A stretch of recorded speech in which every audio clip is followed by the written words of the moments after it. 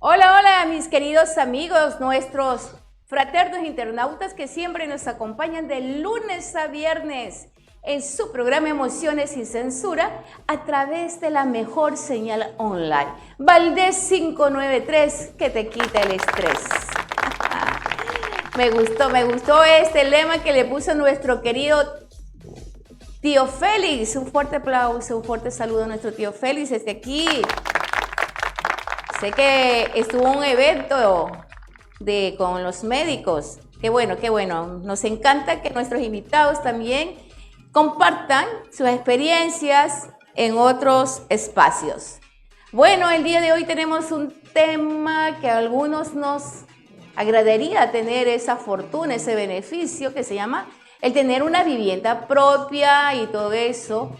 Y nos gustaría saber algunos, cuando no te alcanza el bolsillo, si de pronto en nuestro país en algún momento se manejó algún tema de vivienda social, porque así como es que se lo llama, usted sabe que esto en la actualidad lo maneja directamente el Ministerio de Vivienda, MIDUVI, ¿no? Entonces vamos a saber muchas cosas interesantes con respecto a este tema. También la parte histórica, porque hay que conocer la parte histórica de muchas cosas que se han logrado realmente después de las luchas, la buena voluntad, la voluntad política que han tenido algunos gobiernos para el beneficio de la gran mayoría, como yo le llamo, la ciudadanía de a pie. Verónica Rosado les dice bienvenidos y bienvenidas a este inicio de semana, que también es la última semana del mes de marzo, ¿ok? Bienvenidos, bienvenidas. Y vamos a recibir con un fuerte aplauso a nuestro invitado del día de hoy. ¿Quién más nos podría ayudar con el tema de vivienda? Pues obviamente que un arquitecto. Entonces el día de hoy tenemos a nuestro querido amigo, el arquitecto Jorge Lozano. Muy buenas tardes Verónica, ¿cómo estás? Bien. Gracias por invitarme a tu programa. Lógicamente, con el tema que nos trae para acotación, que es la vivienda social, muy requerida dentro de nuestro país. Sí, vamos a entrar un poquito solamente en la definición. ¿Qué es la vivienda social? Nada más. Y luego vamos a irnos a profundizar a lo que es el resto, ¿no? Porque si hablamos de vivienda, todo el mundo sabe hoy, hay algunas ciudadelas privadas que están vendiendo, hay urbanizaciones, que hay que dar dice cuándo de entrada, que los precios están elevados, yo no tengo un empleo fijo, yo no tengo cómo poder acceder a ello porque yo estoy en la central de riesgo, etcétera, etcétera y etcétera. Y a veces a muchas personas se nos hace inalcanzable. Yo en mi caso particular, yo no tengo casa propia, pero por eso me gustaría, ¿qué es eso de vivienda social? Solamente una definición corta para nuestros internautas. Ya que las primeras viviendas utilizadas por el hombre fueron las cavernas, formadas por rocas que protegían a sus habitantes. Esa fue siempre la vivienda tratando de proteger el medio ambiente, lo que está exactamente, alrededor. no, su familia. Tener en dónde compartir con su familia. Ya. Lamentablemente dentro del Ecuador se dio unos cambios de formato que no mejoraron con el tiempo, sino que fueron casi tuburizando la vivienda social. Entonces, sobre ese tema, pues nos referimos nosotros, nos referimos el mejor constructor de vivienda social dentro del Ecuador, podríamos llamar al IES. Al Instituto Ecuatoriano de Al Seguridad Instituto Social. Ecuatoriano de Seguridad Social. Ya. desde antes por medio de por medio de la caja de pensiones, se comenzó las primeras viviendas en Guayaquil. En Guayaquil, estamos hablando en Guayaquil. Y lamentable, como soy de Guayaquil, tengo que mencionar Guayaquil, y es parte del Ecuador.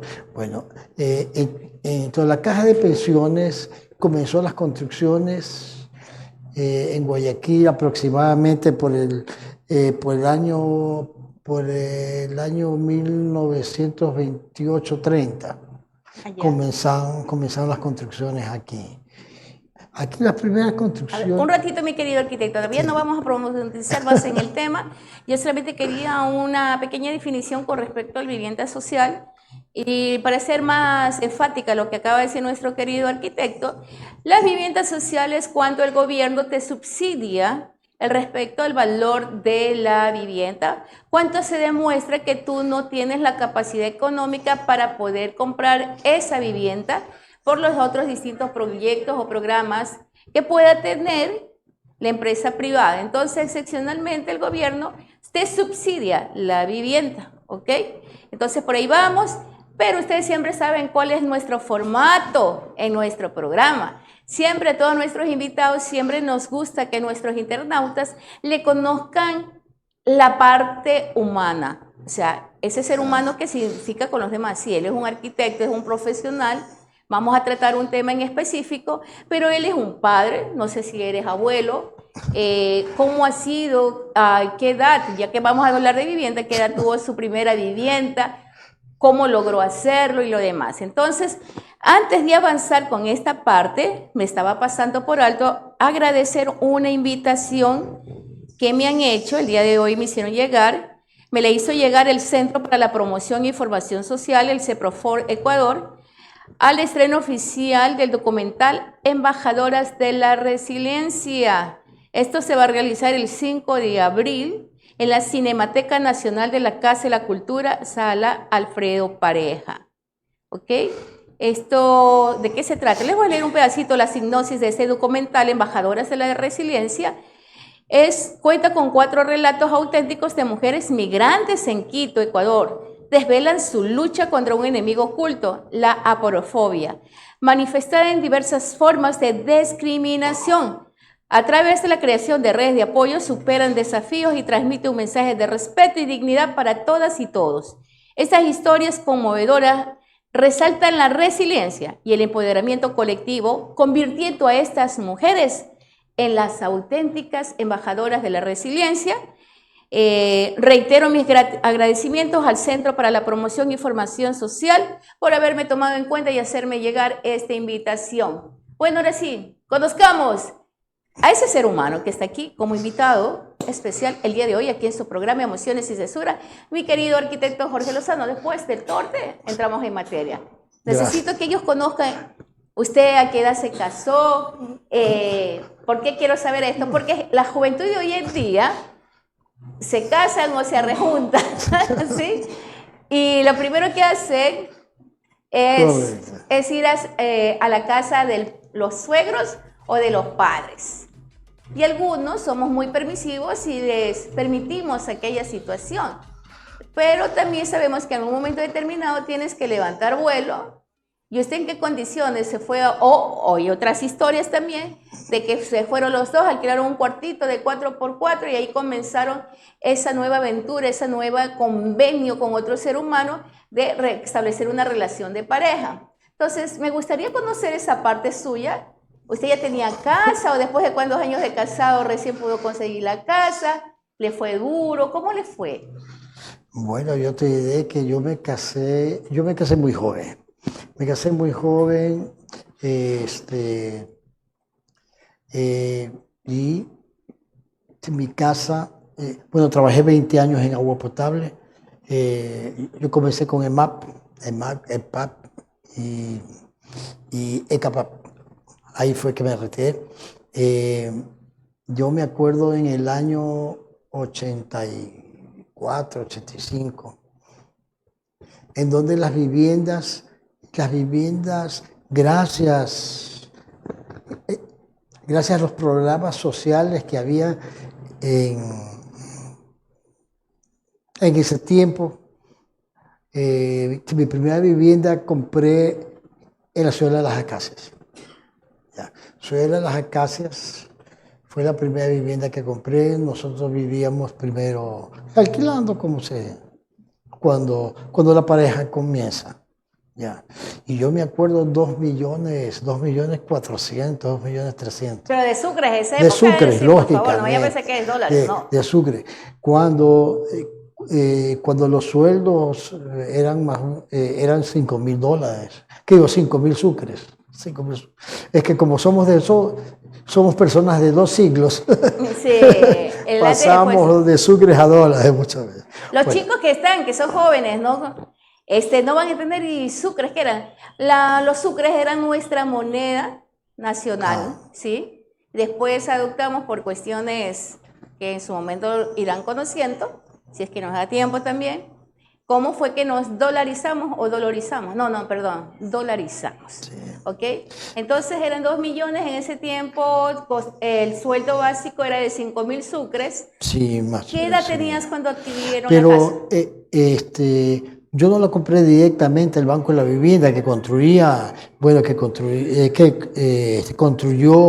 las Acacias, las praderas, construyó por el norte, construyó Sauces.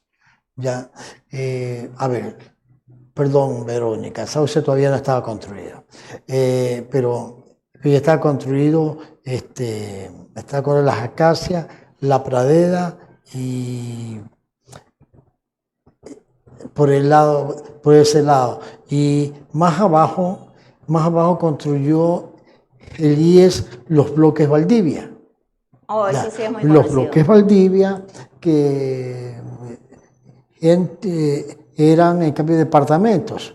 Ajá, propiedad horizontal que se le dice. Entonces, más adelante de las Acacias, hay los bloques La Primavera, también construidos por el IES, por esos años. Ya. El IES, como fue mi primera intervención, el IES fue el mejor constructor del Ecuador. Lamentablemente, esto va ligado con la política y la economía. Bueno, ya mismo vamos a hablar de esa parte, ¿no? Ya. Así, ¿qué edad tenías cuando adquiriste tu primera casa? Ya estaban mis 2 hijos. Tenía unos 22 años. ¿22 años de edad? Sí, 23. Ay, joven, en realidad joven. Sí. Bueno, por el trabajo, ahínco, entonces compramos la primera vivienda. Claro, obvio que tú para esa época ya tenías un trabajo estable. Lógicamente, estaba estudiando también en ese tiempo. Estabas estudiando, estabas trabajando. ¿A qué edad te hiciste el compromiso? Pues me casé. Me casé a la edad de 19 años y medio. Ah, ya, 19 años. No me parece mal que a los 23 años ya adquieras tu casa y que tengas un trabajo estable. Lamentablemente, una de las situaciones con las que la mayoría de la juventud hoy en día no cuenta, porque la tasa de desempleo ha crecido bárbaramente. Ya volvemos con más después de esta primera corte comercial, aquí en Valdés 593. Inicio de espacio publicitario. En este mundo caótico, donde enfrentas diariamente tantas inseguridades jurídicas, penal, civil, tránsito, familia y mucho más, y no sabes qué hacer, contacta a tu abogada Verónica Rosado, quien siempre velará por la defensa de tus intereses y derechos, llevándolos a un desenlace satisfactorio. Abogada Verónica Rosado, 099-01-25048, 097-9794-564. Si estás en el centro y quieres comer rico, ingresa por la puerta principal del Mercado Central, frente a El Barata. Avanza a mano derecha y busca el local número 4, Santa Teresita. Y prepárate a degustar de los más exquisitos platos tradicionales del Ecuador.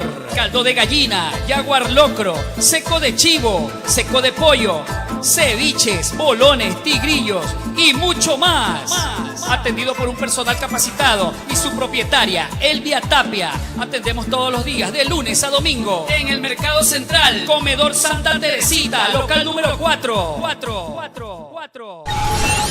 Final de tu espacio publicitario. Verónica. Bueno, aquí estamos de vuelta con nuestro invitado, el arquitecto Jorge Lozano. Para los que recién se unen aquí a su programa Emociones sin Censura, él se casó muy joven, a los 19 años, tuvo un trabajo estable, lo que le permitió que a la edad de 23 años ya tenga su primera vivienda propia en el sur de la ciudad, dentro de los programas que manejaba el IES en esa época. Y estaba estableciendo que uno de los mejores programas con respecto a vivienda los ha construido el IES. Es lo que me dijiste. Bueno, los programas que te mencioné, las acacias, la pradera, fueron construidos por el Banco de la Vivienda. Por el Banco de la Vivienda. El IES construyó los bloques Valdivia y los bloques Primavera que están al frente de las acacias. Ya. La empresa privada construyó la Ronda, que también está frente a las acacias, y pues, hasta ese año lo que llamaríamos vivienda social era una vivienda digna donde se podían desarrollar la familia. Ya. Dentro de mi juventud, más joven, pues 15 años, 16 años, pues conocí los bloques multifamiliares pues, del IES, que quedan en la calle Quito. Lo que queda en el Venezuela. frente del Parque Forestal. Sí, exactamente. Pero Y hay otros que yo vi, otras casas colectivas que hay por aquí, por el centro, por allí cerca, bueno, no tan cerca. Por la calle Riobamba. Eco. Por la calle Riobamba, exactamente, fueron los primeros condominios que construyó el IES. Ah, ya. Sí, el IES construyó eso cuando Guayaquil quedaba, no avanzaba mucho todavía. Esa era más o menos la parte donde terminaba Guayaquil. Pues. Estaba cerca de Las Peñas, cerca del cementerio. Claro, recordemos que la ciudad cuando crece nace en los cerros de Santa Ana y cerros del Carmen. Recuerden que también el faro que ustedes cuando va de turismo a visitar por allá, desde allí se hacía la vigilancia de control con respecto a nuestra ciudad. Y ahí es cuando se podía visualizar, cuando empezaba a crecer la ciudad, cuando se acercaban los piratas y lo demás. Y que la ciudad nace de allí y crece por el lado de lo que hoy en día se conoce como Malecón. Y allí estaban pues, locales de la venta de cacao, se ponía a secar el cacao y todo lo demás, porque allí antes también teníamos, bueno, yo sí me acuerdo, yo sí tengo algunos años, tengo algunas primaveras, entonces yo me acuerdo que allí también se acodaban las embarcaciones que llevaban los productos desde Guayaquil o hasta Guayaquil. Entonces, busque un poquito la historia, es fantástica la historia de crecimiento de nuestra ciudad y por qué nace. Entonces, me imagino que en esa época era como quien dice la parte colindante, ¿no? Algo así, dentro de la ciudad. Sí, no, pero no, eso ya estamos hablando por los años 1940, que fueron construidos ese tipo de bloques ahí. También se construyó más adelante por la calle Julián Coronel, si no nos equivocamos, Julián Coronel, que colinda Julián Coronel, Piedrahíta y Boyacá. Hay también que queda frente esas como casas colectivas, digo casas colectivas porque eran varios departamentos. Ya. Y estas casas colectivas que quedan aquí en la Gómez Rendón y... También fueron construidas por el IES. También fueron ¿Y construidas cuál por ha el sido IES. la circunstancia en que, por ejemplo, yo, como ciudadana, que soy muy curiosa, por ejemplo, yo veo que tiene una mejor adecuación o mantenimiento las casas colectivas que quedan frente al Forestal y las que quedan en la calle Riobamba? No siento así la realidad con respecto a las casas colectivas que quedan en la Gómez Rendón. Bueno, lo que te puedo, pues te puedo mencionar por experiencia propia, Ajá. es que el IES construyó los bloques multifamiliares basados dentro de un estudio de formato social para varias familias, para familias de diversa formación, de 4, de 5, de 6 personas. Más o menos dentro de ese tiempo era así. Ya. Ya. Después, porque las casas colectivas de Gómez Rendón son las primeras casas colectivas que se construyó en ese sector. Ya. Porque ahí yo, de ese 3 años yo no conozco más. Eso es también por alrededor de 1950, 60. Oh, Construido. tienen bastantes Sí. años. Lo que sucede que el IES no las vendía, sino las alquilaba. Esa parte de la planificación fue que falló. O sea, Porque- las construyeron para alquilarlas, Para no alquilar para a venderlas. sus afiliados. Ah, qué interesante. Entonces los bloques del seguro, los mismos que se conocen multifamiliares, ya, también se construyeron 4 bloques, pero más modernos que las casas colectivas, porque esto fue por el año 65, más o menos, 60, 65, que construyeron los bloques En la multifamiliares. época de 60-65 estamos hablando que teníamos dictadura en esa época. Claro, teníamos dictadura. Claro. Y bueno, entonces parece que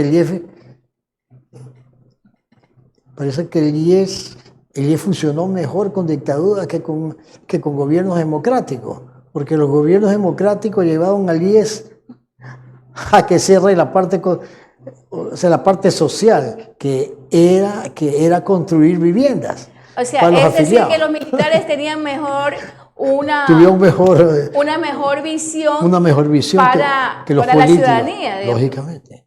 Oh. Sí, lo que sucede... Mi respeto, mis señores militares. Miren, aquí tenemos que ser muy claros dentro de la propuesta que presentó el IES.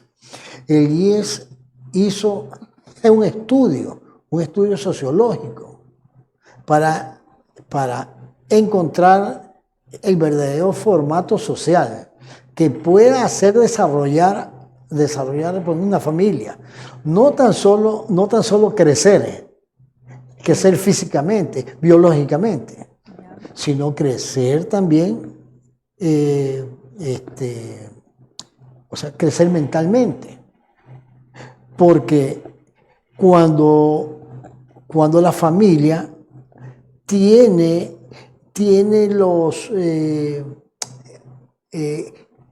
satisfechas sus necesidades básicas, es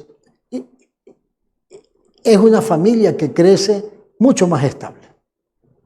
Hoy en día se construye, da vergüenza decirlo, pero es así, se construyen tugurios urbanizados. Tugurios urbanizados porque son unas viviendas mínimas de 36 metros cuadrados, donde no están satisfechas las necesidades de la familia. Y son familias, también es así. y son familias de 5 personas, 6 personas. Entonces demasiado, no se toman en cuenta los verdaderos formatos sociales para desarrollo del individuo. Si estamos hablando de menos de 40 metros cuadrados. Lamentablemente. Eso es completamente Es así. estrecho. Y pues tenemos los amigos se pueden dar cuenta que a través del tiempo los formatos sociales se han ido deprimiendo. ¿Ya? O sea, no se han desarrollado con mejores ópticas, sino que se han deprimido. Esto podemos ver. ¿A qué se debe eso? Pues la parte política, la parte que no ha habido mayor control, de la vivienda, casi ningún control, mejor dicho. Casi ningún control ha habido dentro de la construcción privada sobre vivienda social. En primer lugar, quitaron al IES la capacidad de seguir construyendo. O sea, no dejaron que la libre competencia sea elegida por los ciudadanos, por las familias de ese entonces. A ver. Han impuesto un tipo de vivienda, por eso que las viviendas que venden en unos 2 años, pues la planificación de ese sector prácticamente se colapsa, porque si fueron viviendas para una planta, como son tan pequeñas, no satisfacen la necesidad de la familia, enseguida se desarrolla verticalmente y se hace la vivienda de planta baja que se compra, se tumba todo, en un comienzo se tumba todo y entonces comienzan a hacer viviendas de 2 y 3 pisos. Con eso matan la planificación del sector. Ya. En estos momentos estamos hablando 2024, prácticamente no hay áreas para desarrollar viviendas de tipo horizontal. Ya eso ya quedó en el pasado, porque en Guayaquil ya no tiene áreas donde desarrollar ese tipo de vivienda. Es que lamentablemente durante todo este tiempo se ha trabajado mucho, tanto la empresa privada ha trabajado mucho con temas de publicidades con respecto a urbanizaciones donde solamente vendes tu casa, o sea, sí, venden casas con un terreno y nunca se educó. A mí me parece que ha faltado es educar a la ciudadanía que también es una vivienda o una propiedad horizontal. ¿Ya? Donde, por ejemplo, de ejemplos de la propiedad horizontal tenemos lo que hizo, lo que tú decías, la casa colectiva frente al Parque Forestal, la que queda por el centro, y las casas colectivas de la Gómez Rendón, que es un programa netamente horizontal, muy a pesar que la UNA haya sido construido para cuestiones solamente de alquiler a sus afiliados. Pero Verónica, te puedo decir algo. Mire, entonces yo puedo acotar algo. Que los bloques que los bloques multifamiliares que se hicieron, bloque 1, 2, 3 y 4, ya, con las áreas verdes, que por cierto hoy en día se encuentra destruida porque el municipio dividió los bloques para el paso de la metrovía, por ese sector. Oh. Ya, sí. Bueno, ese yo creo que tendría que ser un programa de análisis sobre la influencia política sobre la vivienda. Ya. Bueno, esto, como iba diciendo, el IES primero alquilaba los departamentos a los afiliados. Ya. Como se dio cuenta que la planificación económica para mantenimiento de los bloques falló, empezó a estar construyendo 4 bloques atrás de los multifamiliares, y eso sí los vendió como propiedad horizontal, y es lo que hasta la fecha esto funciona en el sector. Ha habido cierto descalabro porque no se mantuvieron los mantenimientos que deberían haber proseguido en los bloques que alquilaban. Ya. Entonces la cuestión política también, Bueno, influyó. La falla generalmente en ese Influyó tipo de cosas es la también. administración. Sí. Falla es completamente de la Sí. administración. Bueno, tú sabes que, entonces, ¿cómo estamos con el seguro hoy en día? Prácticamente todo gobierno lo ha cogido como caja chica y nos está perjudicando a todos los afiliados.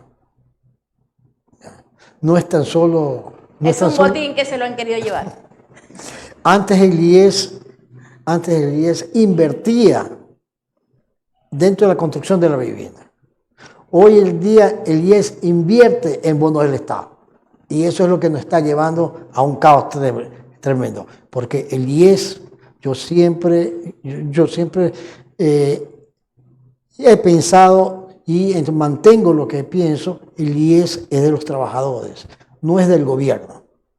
Ya. Y lamentablemente la IES política influye y destruye. A ver, el Instituto Ecuatoriano de Seguridad Social pertenece, y allí también vamos a hablar un término, ¿no? Los mandantes son los afiliados, los empleados, los trabajadores, ¿ya? Es igual que en una universidad. ¿Cuál es la columna vertebral de una universidad? Los estudiantes. Los estudiantes, pues. Sin Claro. estudiantes puedes tener el mejor docente con una buena preparación científica y lo demás, pero si no hay estudiantes, ¿a quién va a transmitir ese conocimiento? Entonces, los trabajadores y empleados afiliados al Seguro Social, que ahora con la bendita vaina de que ya no vas a tener dependencia laboral, ya no te van a afiliar porque te van a pagar por horas, ¿ya? Que es lo que nos están lavando el cerebro. Entonces, Ojalá que ¿a quién vas? Ojalá que la población se dé cuenta. Ojalá que es la un población error- le ponga es un no a esa error pregunta en la consulta. totalmente garrafal. Sí, completamente. Además, con esos costos de hora, que se, $1 pues, háblese, digo. yo creo que está por los $3.86 y Pero ¿qué hay que ver en esos $5 es la mejor opción. No, por pues, hora. si me Con- quieren pagar por hora a mí, si tú me preguntas a mí, yo como empleada, no voy a tener dependencia. Primeramente, yo voy a elegir dónde voy a trabajar, ¿sí? Y a mí me conviene a ver, Verónica, si te dicen que me van a pagar $15 por hora trabajando, dando mantenimiento a una oficina, se limpieza, yo encantada te voy. Pero yo también sé que en otro lado también me están contratando para lo mismo y que yo sé que en 2 horitas papas y las otras 2 horas son 4, he ganado $60 el día. Pero eso va a justificar para yo poder por lo menos suplir la necesidad de esa famosa canasta básica. Ahora, no tan solo pensemos en la canasta básica, Sí. pensemos que los años pasan Y, y pensemos también que las enfermedades vienen. claro, Ya. Entonces, es un dónde va a es un sacar el hecho, médico para la es un medicina? hecho que no está planificado. ¿Quién va a pagar el IES? ¿O es que en su totalidad le quieren cargar al empleado? es que... Empleado. Pero papá, Al trabajador usted que sabe pague desde su IES. Lo que usted sabe que hace mucho tiempo atrás le han querido echar mano al seguro, le han querido hacer desaparecer, diciendo que tiene un mal servicio, O sea, si tú me preguntas a mí como Verónica o como una persona afiliada, yo sí he recibido una buena atención y sin estar buscando y tocando, ay, que las influencias no nada que ver. A mí sí me han tratado bien los médicos, enfermeras, los distintos dispensarios, consultorios que yo he ido del seguro, yo sí. Lógicamente, ¿cuál ha sido el único requisito? Ser educada, más nada. Y cuando me tocaba esperar un poquito, que a mí no me tocaba esperar meses, ¿para qué voy a decir no? Sí, sí.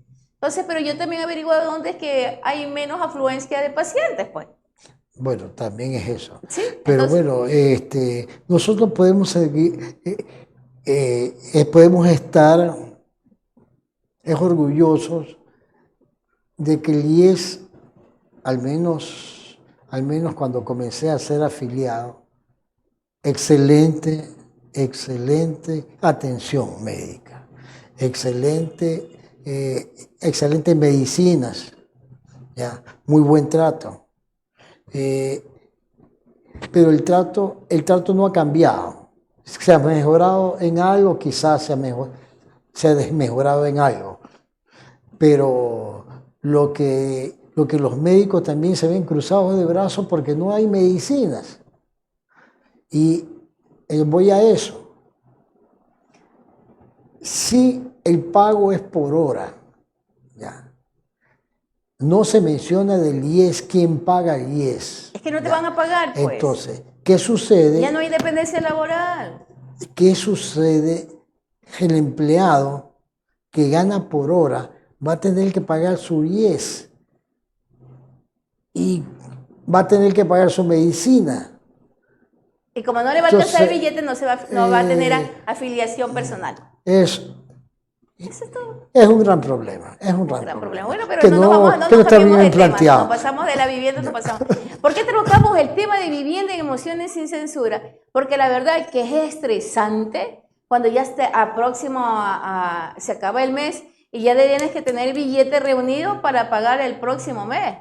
Porque si no pagas el próximo mes vas a tener complicaciones el dueño de casa. Y hay algunos dueños de casa que están vulnerando los derechos de los inquilinos, déjenme decirles. Hay algunos que le ponen hasta candado, pues. Sí. Porque no le ponen. Y eso es abuso, señores. Eso no que estoy ejerciendo mi derecho ni nada. Usted tranquilamente puede denunciar a ese personaje que le está haciendo eso. Ya sea hombre o mujer. Eso no importa. Entonces, pero si yo tengo vivienda propia, hasta para poner un clavo en la pared, me da la tranquilidad, pues yo puedo poner clavos donde sea, en mi casa, y yo veré cómo me acomodo en mi casa propia. Bueno, nos estamos saltando con temas que lógicamente están muy relacionados. Todo está relacionado. Están muy relacionados, pero aquí le hemos quitado al Estado la obligación que tiene de velar por la vivienda social de sus habitantes. Es decir, que en la actualidad no tenemos programa de vivienda social. El Estado debería programar, como era en antaño. En antaño programaban y el IES entonces construía. En tiempo de después de la devaluación con Hurtado, se hizo el IES, pues se quitó la potestad al IES de seguir construyendo, porque hacía mala competencia para la empresa privada. Yo me recuerdo en ese tiempo, son intereses políticos y intereses económicos. En ese tiempo el BIS La Alborada, tenía varias etapas vacías, pues la gente no buscaba el BIS. Inclusive en ese tiempo vendían dos viviendas vendían dos viviendas de una misma persona. Sí. ¿Y por qué? Porque no existía demanda. La demanda estaba dirigida hacia el IES, hacia las construcciones del IES. Esa era la programación. Entonces, desde ahí viene total. El IES es una constructora fantástica, buenos profesionales, buenos sociólogos, ¿ya? Que planificaban y veían. Por eso que las construcciones del IES son porque le totalmente distintas. La empresa privada hace un tipo de construcción que no se asemeja en nada al tipo de construcciones del IES. El IES construyó la Ciudadela 9 de Octubre, una ciudadela que nunca se ha ido a pique con las lluvias que había. Aquí no es de que la marea está alta, la marea está baja, lo que necesita... Lo que fue una verdadera planificación. Mira. ¿Es esto? Es que nosotros tenemos que ser muy claros. Como técnico que soy, siempre se ha visto que los presupuestos de las obras públicas son bien trazadas, ya, son bien calculadas con materiales de primer orden. Se supone. En cambio, no podría decir lo mismo que la construcción privada. La construcción privada genera plusvalía, ganancia, ya, y no es la misma calidad de materiales, lamentablemente no es la misma calidad de material. Y entonces nos podemos dar cuenta muy sencillamente, cuando llueve, ¿dónde más se inunda? ¿El norte o el sur? El norte es totalmente unos ríos de inundación. También y el centro también, aquí en Guayaquil. El centro, muy poco el centro. Lógicamente puede ser ciertos sectores donde las tuberías son demasiado viejas, están colapsadas. Ajá. Entonces entonces inunda. Pero no podemos hablar de, por ejemplo, sauces. Sauce fue hecho en tiempo, pues se inició en el tiempo de Roldós Hurtado. Yeah. Ya, Sauces 1, Sauces 2, después los consiguientes gobiernos fueron construyendo lo demás. Pero eso se construyó por el Banco de la Vivienda, por la Junta de la Vivienda. Yeah. Entonces, quiere decir, el IES como constructor social fue excelente. Para mi parecer, excelente. Y de ahí le sigue, es el Banco de la Vivienda que se transformó en el Midubi después. Claro. Ya. Y en tercer lugar, pues la empresa privada. Si estamos hablando sobre las unidades de vivienda básica, vemos muy bien el tipo de vivienda de las orquídeas, vivienda mínima. Hoy en día son pocas las casas que pues las casas básicas que se vendieron, que existen, porque totalmente cambiadas. Vamos a hablar sobre la Ciudadela Bolivariana, que también fue construida por el IES, la que queda frente a la universidad. También fue construida por el IES. No ha variado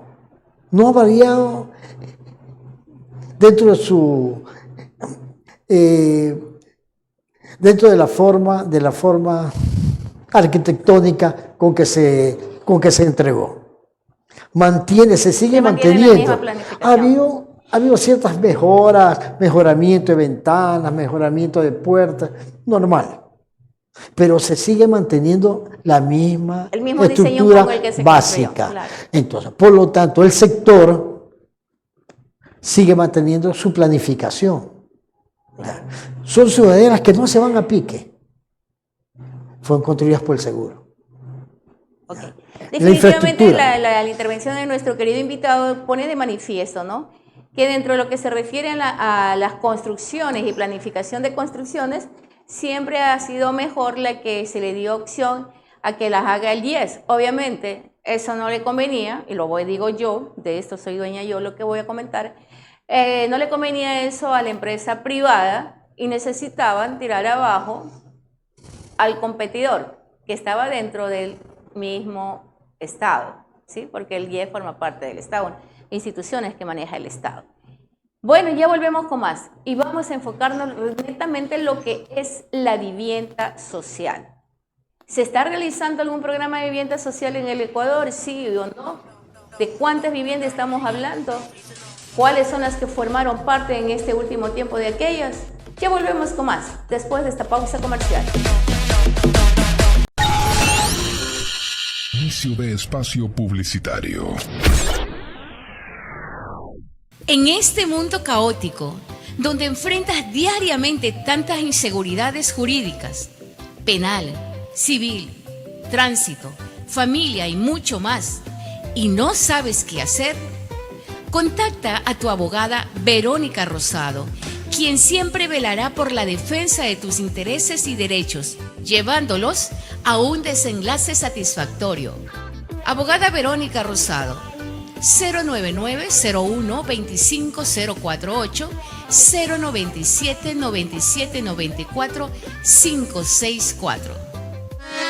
Si estás en el centro y quieres comer rico, ingresa por la puerta principal del Mercado Central, frente a El Barata. Avanza a mano derecha y busca el local número 4, Santa Teresita. Y prepárate a degustar de los más exquisitos platos tradicionales del Ecuador.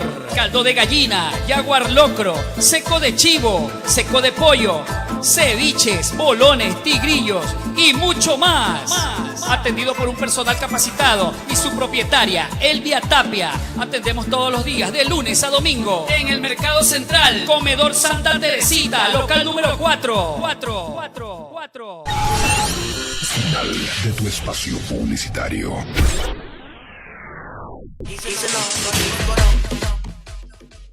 Bueno, mis queridos amigos, ya estamos en el último segmento del programa del día de hoy, Emociones sin Censura, que tiene que ver mucho en lo que se refiere vivienda, y yo voy a hablarles un poco con respecto al tema de vivienda social.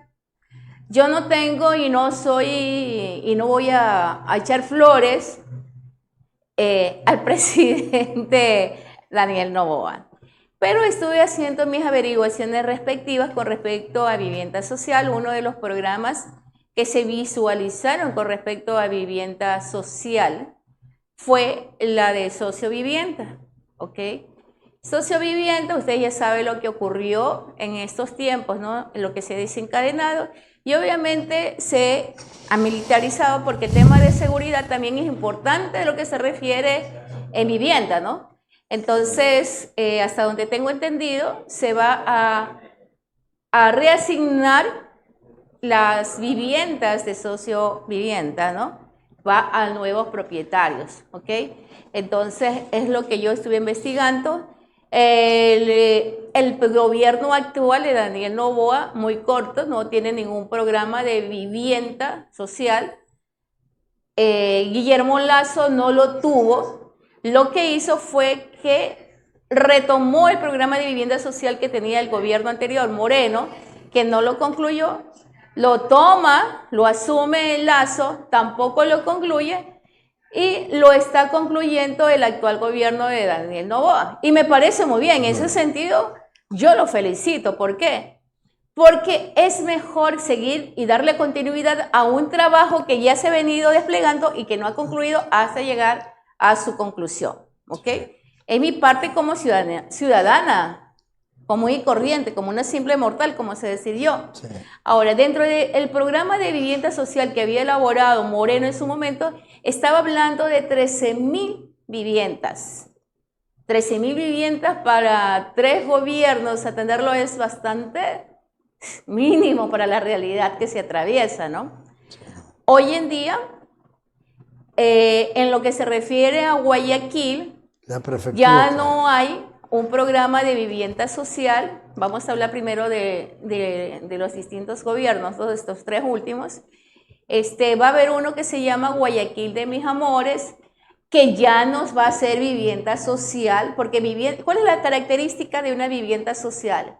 En que es el Estado el que subsidia, el Estado el que asume la inversión con respecto a la vivienda, pero va direccionado a un tipo de población, la población que realmente no tenga la capacidad económica para poder adquirir una vivienda. Porque si tú vas a comprar una urbanización privada, te dicen usted debe tener tanto porcentaje con respecto para adquirir la vivienda, y tiene tantos años y a tanto interés. Entonces, el programa de Guayaquil de mis amores se lo denomina el 5-25-5. ¿Qué quiere decir esto?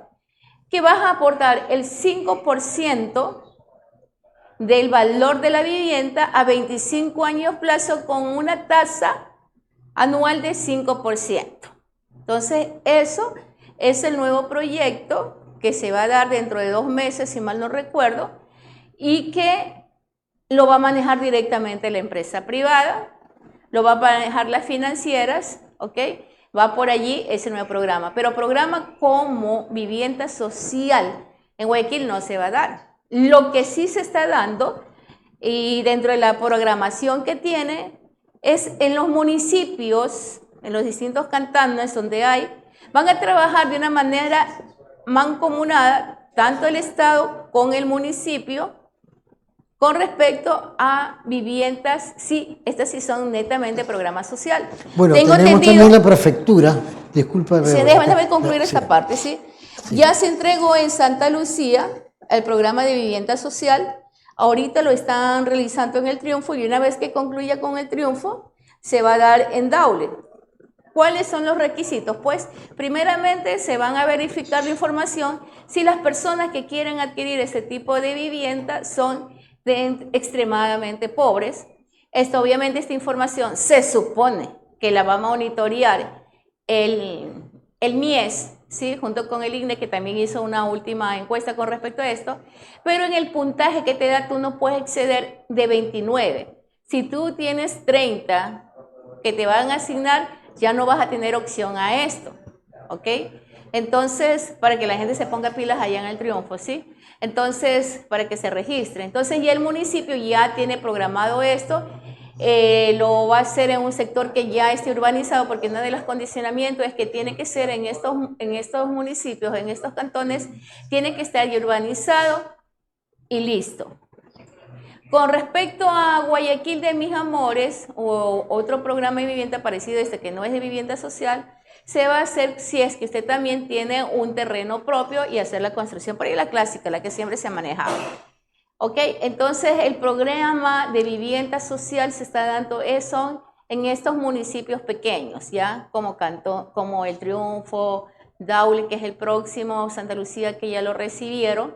Es hasta yo entiendo que es el tema de subsidiar el Estado a gente que realmente se reconozca. ¿Por qué yo decía supuestamente el MIES? Porque también sé, y no voy a dar nombres, pero la regla general es que hay muchas personas que, por ejemplo, reciben el bono cuando no son personas que realmente necesitan el bono, por así decirlo. Yo no soy de la idea de los bonos porque somos paternalistas en eso. Pero bueno, espero que en esta ocasión, debido a una necesidad, más la gente que realmente no posee los medios para poder, y para que no emigren a la ciudad, a que crezcan más los cinturones de pobreza, por un lado, y muchas cosas más que se vienen con esto, es mejor que aprovechen estos espacios, vayan, averigüen a sus alcaldías para que vean cómo usted puede tener acceso a esta vivienda y eso le va a dar una mayor tranquilidad. Déjenme decirles, señores, que la vivienda, tener tu propia casa, te va a dar mucho descanso y vas a tener una mejor predisposición para poder atender a tu familia y las necesidades diversas que pueda tener esta. Pero ya sabes que un problema se te ha quitado de la cabeza. Ahora sí, dígame, mi querido arquitecto. Bueno, los programas de vivienda prácticamente no ha existido. Pues Moreno tenía el bono de la vivienda y yo fui uno de los constructores del bono de la vivienda, que era lógicamente no era netamente del Estado, sino era del BIF, ya. Que financiaban financiaban la construcción financiaban la construcción total de la vivienda. Apenas tenía que tener el adjudicatario, tenía que tener una cantidad de $1.000, ¿ya? Dentro de una libreta, dentro del Banco de la Vivienda, dentro del MIDUBI, para entonces realizarse la construcción. Se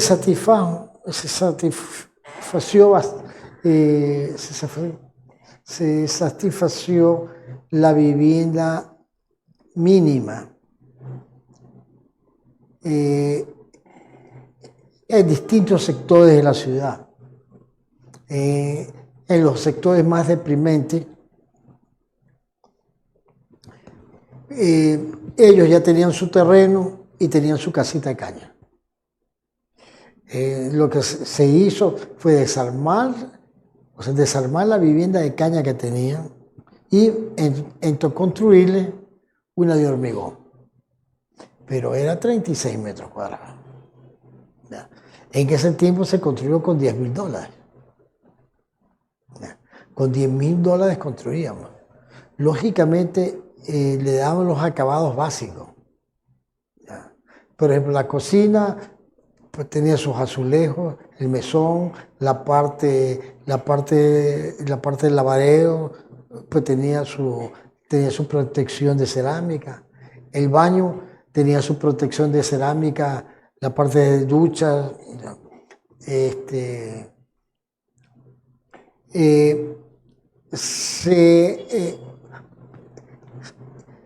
Pues se mejoró bastante la situación de la gente que no tenía los medios necesarios para construir. Y entonces nos dimos cuenta que en una de esas viviendas vivían 2, 3 familias. Entonces no alcanzaban a vivir. Y me decían, arquitecto, no entro en esa vivienda. ¿Qué se hizo? Se mejoró socialmente. Se les dijo, bueno, la casa de caña que tenías abajo, te la pongo arriba. Y así que mejoramos las viviendas dentro de esos sectores. Que prácticamente se volvió casa mixta, abajo, o sea, planta baja de hormigón. El primer piso, que eran los dormitorios, se hizo con caña, que tenían con caña. Más fresco.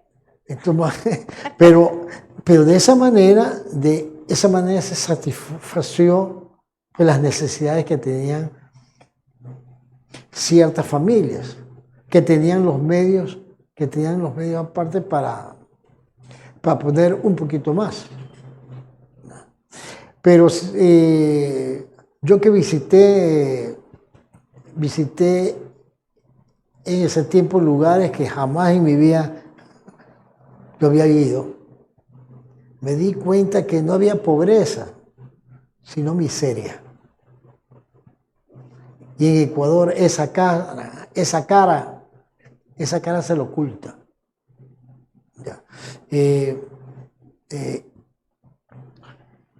Yo entiendo que el Estado en este momento está muy abocado por los problemas que todos conocemos, como es la inseguridad. Pero lo que le falta al Estado, mucha planificación. Mientras que no tengamos esa planificación real, no la planificación que quieren escuchar los habitantes, porque aquí se plantea una planificación totalmente irreal, se podría decir, porque es una cosa la que hablan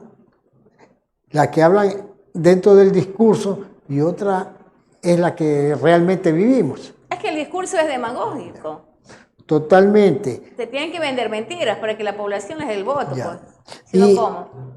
El único proyecto de vivienda que yo conozco actualmente la está realizando la prefectura. Sí, háblame un poquito de eso. Tenemos muy poco tiempo, pero sí me gustaría que nuestros internautas estén al tanto un poco también del tema del... Pero la prefectura se viene realizando ese proyecto mucho antes que venga Noboa. Claro. Desde que entró. Pero yo ya sé que ya hubo por ahí un acuerdo entre lógicamente ellos. un acuerdo de financiamiento a lo mejor puede ser por ahí. Que es lo que se tiene que dar, pues. Lo que debe ser. El Estado debe planificar y de alguna forma financiar. Yo me recuerdo hace muchos años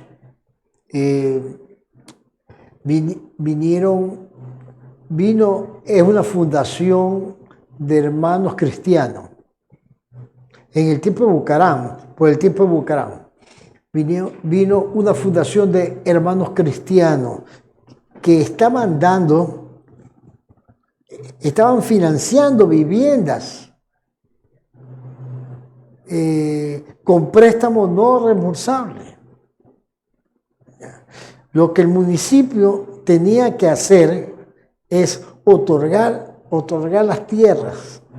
¿Ya? Y ellos pagaban la infraestructura que querían contratarla con el mismo municipio, para que lógicamente salga más económica. ¿Ya? Claro. Porque los costos son totalmente distintos que contratar por afuera. Entonces los municipios eran contratados para dar la infraestructura del sector, y ellos la fundación construía las viviendas. Lo que optaban ellos es que en cada ciudadela que hacían tenía que haber una iglesia cristiana. ¿Ya? Y pues la planificación que tuve la suerte de ver la planificación de ellos, era un tipo de vivienda, tipo ciudadela de las acacias. O sea, algo decente, algo que satisfacía las necesidades de la familia. Y dignificaba a la familia. Pero lamentablemente se llevó por la parte política y empezaron a pedir su parte ciertos políticos.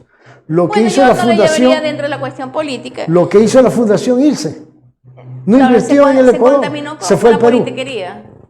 Eso es politiquería. Lamentablemente. Sí, porque política es otra cosa, ¿no? Es un arte ser político, es un arte la política, pero ya cuando caemos en ese tipo de cosas solamente son politiqueros, que desvirtúan el verdadero objetivo de lo que tiene la política. Bueno, un último mensaje, mi querido invitado del día de hoy, arquitecto Jorge Lozano, para que nuestros internautas asimilen el mensaje, que tenga relación con la temática.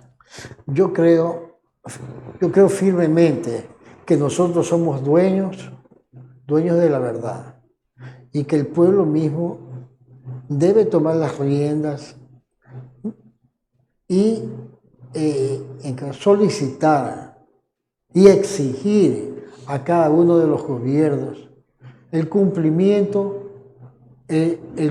de sus promesas. Tenemos un IES que prácticamente está moribundo, y que los afiliados no hay la protesta pública para que se dicten medidas reales que satisfazcan las necesidades de los afiliados. Se hagan cosas correctas que satisfagan las necesidades de la población. No se está descubriendo el agua tibia dentro del Ecuador. El Ecuador es un país rico, un país que demasiado ha sido golpeado. En demasía ha sido golpeado por politiqueros, y lamentablemente la población es cómplice de ellos, porque calla. Eso es todo. Pero yo creo que todos debemos en algún espacio presentar y alzar nuestra voz. Muchas gracias, Verónica. Gracias mi querido amigo Jorge Lozano, arquitecto Jorge Lozano. Muy agradecida. Sí, yo creo que definitivamente hay que alzar la voz, hay que pronunciarse, pero el pronunciamiento también tiene que ir acompañado más que ser de una posible solución. Yo creo que los acompañamientos tienen que ser así, porque, bueno, al menos yo decía, no pienso, es fácil criticar, es fácil hacer quedar mal ciertas instituciones del Estado. A mí en lo particular, a mí siempre me ha dolido mucho que se desdibuje la imagen del 10 y yo me he preguntado por qué, ¿sí? ¿Por qué? Porque es un muy buen lugar, espacio de rentabilidad y obviamente le puedes dar a la empresa privada por mala administración y no debe ser así. Y que lo único que nos corresponde a nosotros como empleados y ciudadanía de a pie es defender esos espacios y realmente empezar a ser unos protagonistas de transformaciones que nos pertenecen, que tenemos que exigirlas, no rogarles ni pedirles por favor, no señor, porque cuando ustedes fueron elegidos para en el caso de la presidencia, me voy a ir directamente con el presidente, no, fue porque usted tenía que asumir la responsabilidad y saber el tremendo compromiso que usted tenía con más de 13 millones de ecuatorianos. Entonces, con más vendremos mañana, aquí en su programa Emociones sin Censura, a través de Valdés 593, el mejor canal online.